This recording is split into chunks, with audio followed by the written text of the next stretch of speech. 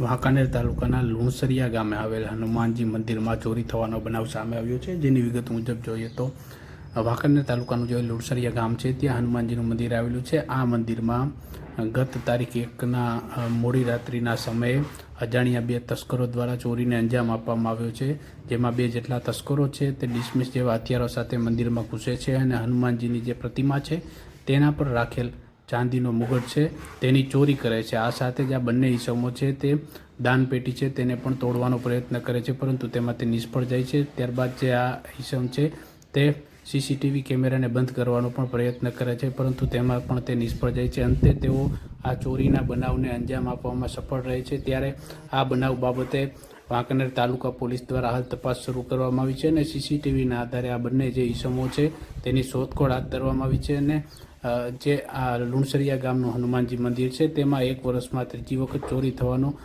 બનાવ બન્યો હોય તેમ ગ્રામજનો જણાવી રહ્યા છે। ત્યારે આ લુણસરિયા ગામ સહિતના વિસ્તારોમાં કડક પોલીસ પેટ્રોલિંગ હાથ ધરવામાં આવે તેવી પણ લોક માંગ ઉઠી રહી છે।